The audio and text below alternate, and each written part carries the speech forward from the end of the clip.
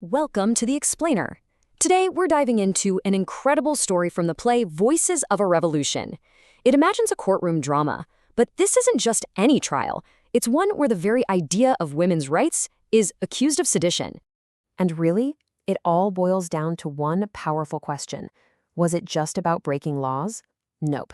The real question on the table was this: could promoting progress actually be seen as a threat to the entire nation? So picture this. It's Chicago, 1893, at the legendary World's Fair. And right in the middle of all this progress and innovation, the U.S. government decides to bring a federal case against a group called the Board of Lady Managers. Their crime? Promoting so-called radical feminist ideas that, according to the prosecution, threaten to tear society apart at the seams. So you can see, this was way more than just a legal fight. It was a full-blown cultural war, and the courtroom was the battleground. And what were they fighting over? Nothing less than the very definition of a woman's place in the world. Okay, so at the absolute heart of this storm, you've got these three women, and they are the definition of unlikely revolutionaries. I mean, they came from completely different worlds, but they were brought together by one powerful common cause. First up, let's talk about Julia Grant. Yep, that Julia Grant, the widow of President Ulysses S. Grant, a former First Lady of the United States. And her whole thing was this deep belief that a woman's identity was so much bigger than just being someone's wife. Now remember, this was a time when the new woman was just starting to push back against old Victorian rules. Julia didn't make a lot of noise, but she used her incredible poise and political smarts to quietly but effectively champion progress. You have to understand, she'd been moving in these elite circles for decades, so she had this quiet fire, and a razor-sharp wit she developed from years of having to navigate the men's club of politics, all while fighting to make sure her own voice wasn't drowned out. Okay, next up, we have someone from a completely different universe, Ida Lewis. She was a worker, through and through, not a socialite. Her philosophy? It was simple, and it came straight from real-life experience. People literally called her the bravest woman in America. Why? Because she was a lighthouse keeper who pulled off one daring sea rescue after another. For her, equality wasn't something you debated. It was something you lived.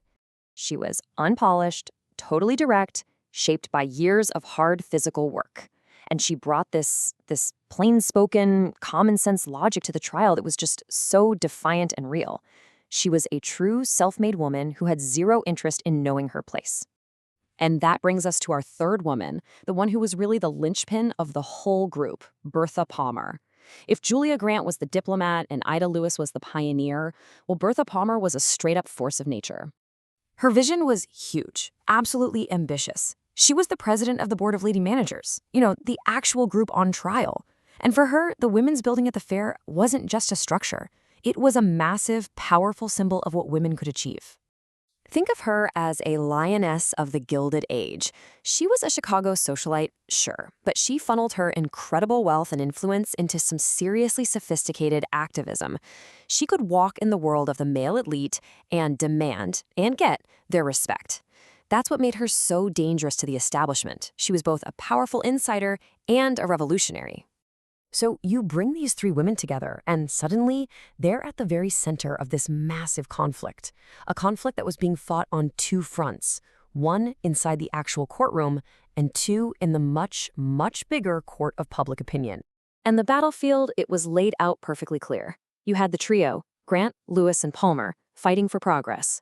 In the other corner, you had the prosecutor, Franklin Blackwood, who was basically the voice of the old-school patriarchal establishment.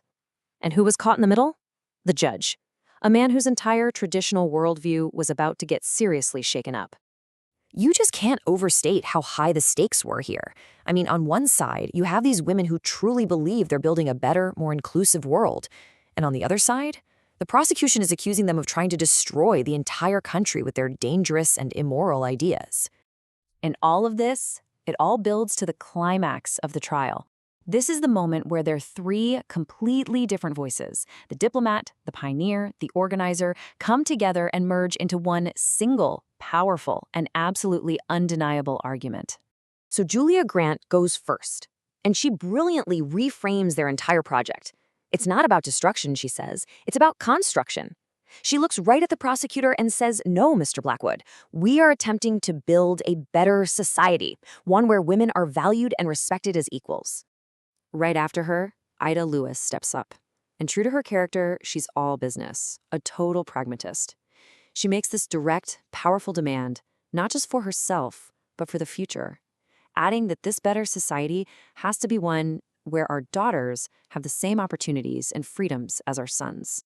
And then Bertha Palmer delivers the knockout punch. She just lays it all out there, this clear, undeniable statement of female autonomy that just ties everything together.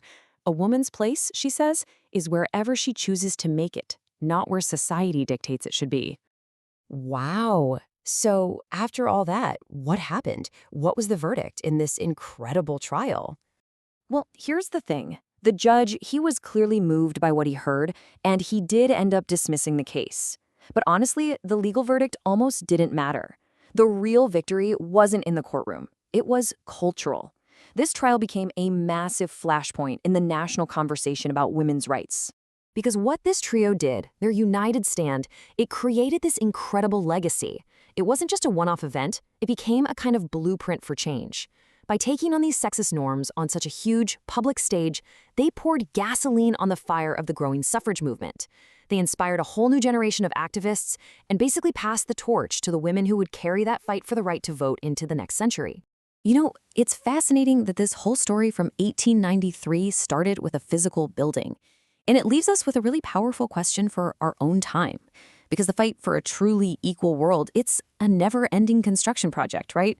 So it makes you think, what buildings, what social, political, and cultural structures are we still fighting to build today?